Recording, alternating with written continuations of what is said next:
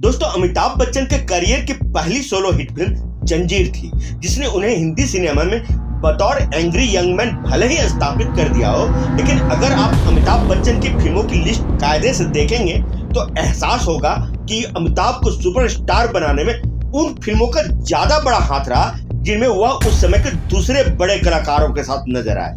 1973 में रिलीज हुई फिल्म जंजीर के बाद ही अमिताभ बच्चन की तमाम सोलो फिल्में फ्लॉप रही थी और उनके करियर को असली उड़ान यश चोपड़ा की फिल्म दीवार से ही 1975 में शुरू हो सकी। इसके बाद शोले, चुपके चुपके, कभी कभी, हेरा फेरी, अमर अकबर एंथोनी, खून पसीना, परवरिश, कस्मे वादे, त्रिशूल, मुकद्दर का सिकंदर, काला पत्थर, सुहाग, दोस्ताना, राम बलराम, याराना और नसीब सब की सब मल्टी स्टारर फिल्में हैं। अमिताभ बच्चन की फिल्मों का जिक्र आज मैं इसलिए कर रहा हूं कि उनकी इन मल्टी स्टारर फिल्मों में एक भी नाम फिरोज खान के साथ की गई फिल्मों का नहीं है। अमिताभ बच्चन और फिरोज खान ने हमेशा एक दूसरे का सम्मान जरूर किया और एक दूसरे के काम की इज्जत भी की।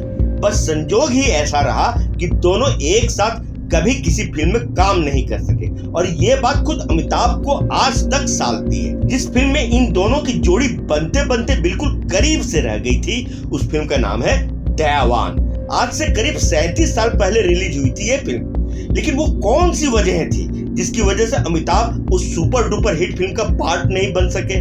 क्या अमिताभ बच्चन ने खुद ही छोड़ी थी वो फिल्म, या फिर फिरोज खान ने अमिताभ बच्चन को फिल्म से आउट कर दिया था, या फिर विनोद खन्ना ने ही अमिताभ बच्चन के हाथ से वो फिल्म छीन ली थी? आखिर क्या थी हकीकत, क्या थी सच्चाई? आज हम इसी बात पर चर्चा करेंगे। दोस्तों, फिल्म दयावान बनने की भी कहानी बहुत ही दिलचस्प है। साल 1987 में रिलीज हुई थी एक तमिल फिल्म नायकन, जिसका निर्देशन किया था जाने माने डायरेक्टर मणिरत्नम ने, और उस फिल्म में हीरो बने थे कमल हासन, जो कि उन दिनों अपने करियर के टॉप पर थे। कमाल की थी ये फिल्म और रिलीज होने के बाद तो इस फिल्म ने बॉक्स ऑफिस पर जैसे गदर ही काट दिया हो। फिल्म ने साउथ में जो डंका बजाया तो हिंदी सिनेमा के बड़े बड़े दिग्गज इस फिल्म की रीमेक बनाने के लिए क्रेजी हो उठे। फिल्म दयावान की कहानी दो दोस्तों की कहानी है। शक्ति बेलू ने बचपन से ही पुलिस का अत्याचार देखा है और उसको खाकी से नफरत सी हो जाती है। उसका बचपन का दोस्त होता है शंकर। दोनों अनाथ हैं। झोपड़पट्टी में उन्हें करीम बाबा से दुलार मिलता है। दोनों का बचपन करीम बाबा की बिटिया समा के साथ बीतने लगता है। बचपन बीतता है और फिर दोनों बड़े हो जाते हैं। कुछ कर दिखाने की मनसा भी मन में जागती है और दोनों कानून में मना किए गए काम करने लग जाते हैं। समय ठीक ठाक बीत रहा होता है कि खाकी एक बार फिर शक्ति के जीवन में लौट आती है। इस बार करीम बाबा की पुलिस हिरासत में मौत का समाचार बनकर शक्ति बेलू का खून खौल उठता है और वह इसके लिए जिम्मेदार पुलिस अफसर को सरेआम मार देता है। मुकदमा चलता है और कोई उसके खिलाफ गवाही देने नहीं आता है। तब शक्ति को जनता की शक्ति समझ आती है और वह अपनी शक्ति भी तौलता है और फिर बन जाता है एक ऐसा डॉन जिसके लिए गरीबों के दिल में प्यार भी है और इज्जत भी। नाम पड़ता है दयावान। नीलू से उसकी शादी होती है, 2 बच्चे होते हैं। जीवन फिर से पटरी पर आने ही लगती है कि शक्ति के जीवन में आफत फिर लौट आती है। शक्ति और शंकर की दोस्ती की इस कहानी में पल पल रंग बदलते रहते हैं। हर मोड़ पर यहाँ एक हादसा है और हर सुबह से पहले रात अंधेरी होती जाती है। फिल्म में शक्ति बेलू का किरदार निभाया है विनोद खन्ना ने और शंकर बाघमरे बने हैं फिरोज खान। माधुरी दीक्षित यहाँ नीलू के किरदार में और आदित्य पंचोली को मिला है शक्ति के दामाद का दमदार रोल। फिल्म में अमरीश पुरी, अंजन श्रीवास्तव, अरुणा ईरानी, आलोक नाथ और टीनू आनंद ने दूसरे अहम किरदार निभाए।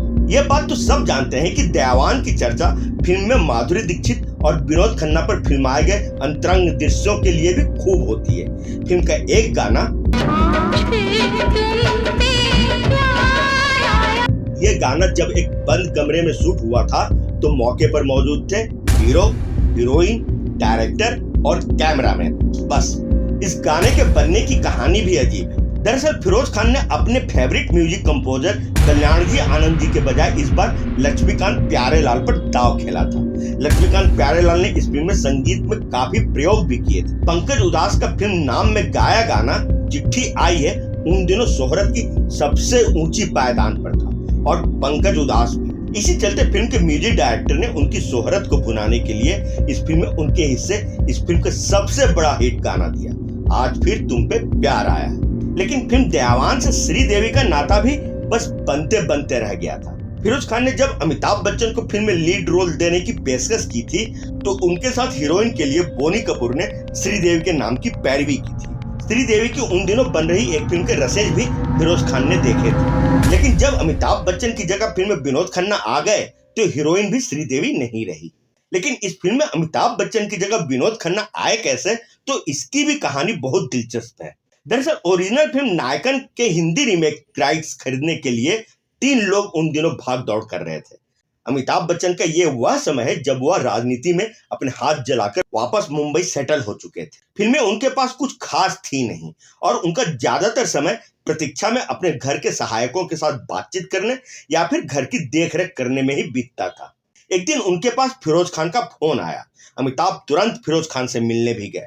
फिरोज खान ने तब तक फिल्म नायकन के हिंदी रीमेक राइट्स उस वक्त के हिसाब से बहुत बड़ी रकम चुकाकर हासिल कर लिए थे। अमिताभ बच्चन को लेकर ये रीमेक निर्देशक टीनू आनंद भी बनाना चाहते थे। उनकी फिल्म शहंशाह रिलीज हो चुकी थी। फिरोज खान और टीनू आनंद के अलावा जो तीसरी शख्सियत इस फिल्म के रीमेक के कंपटीशन में शामिल थी वह थे अभिनेता जितेंद्र। जब बाकी दोनों पार्टियां रीमेक राइट्स के लिए सौदेबाजी कर रही थी तब फिरोज खान ने अपने शाही अंदाज में इस कंपटीशन में एंट्री मारी और 10 लाख रुपए का एक चेक नायकन बनाने वालों को थमा दिया। फिरोज खान का बड़ा मन था कि इस फिल्म में एक बार फिर अमिताभ बच्चन डॉन का किरदार करें और वह बने उनके लंगोटिया यार। लेकिन किस्मत का संजोग देखिए, तभी विनोद खन्ना का फोन फिरोज खान के पास आ गया। तब विनोद खन्ना अमेरिका से ओशो का आश्रम छोड़कर लौट आए थे और अच्छे रोल की तलाश में थे। फिरोज खान की फिल्म कुर्बानी में विनोद खन्ना ने आखिरी वक्त में काम करने के लिए हाँ करके तब उन्हें परेशानी से बचाया था और इस बार बारी फिरोज खान की थी दोस्ती का फर्ज निभाने की और इसी चक्कर में अमिताभ बच्चन फिल्म से आउट हो गए। तो ये थी कहानी अमिताभ बच्चन के इस फिल्म से आउट होने की। अब वीडियो के अंत में फिल्म दयावान के कुछ फैक्ट्स भी आपसे शेयर करते चले। तो साल 1988 में रिलीज हुई फिल्म दयावान में विनोद खन्ना और माधुरी दीक्षित दोनों के अभिनय की खूब तारीफ हुई थी। सिनेमेटोग्राफर कमल बोस ने भी फिल्म में कमाल का कैमरा वर्क दिखाया। फिल्म के बाकी तकनीकी पक्ष भी काफी मजबूत रहे थे, लेकिन ये फिल्म फिरोज खान की अपनी तेज रफ्तार स्टाइल के सिनेमा से कदम ताल नहीं कर पाई थी। बॉक्स ऑफिस पर फिल्म ने अच्छा मुनाफा कमाया था। फिल्म जब रिलीज हुई थी तो इसने तहलका मचा दिया था। मुंबई में इतने शानदार प्रीमियर फिल्मों के कम ही हुए हैं जितना शानदार प्रीमियर दयावान का हुआ था। तो आज के वीडियो में बस इतना ही। ये वीडियो आपको कैसी लगी हमें कमेंट बॉक्स में लिखकर जरूर बताएं। साथ ही हमें ये भी बताएं कि क्या आपने दयावान फिल्म देखी है, उस फिल्म का कौन सा सीन या कौन सा गाना आपको बेहद पसंद आया है, वो कमेंट बॉक्स में लिखकर हमें जरूर बताएं।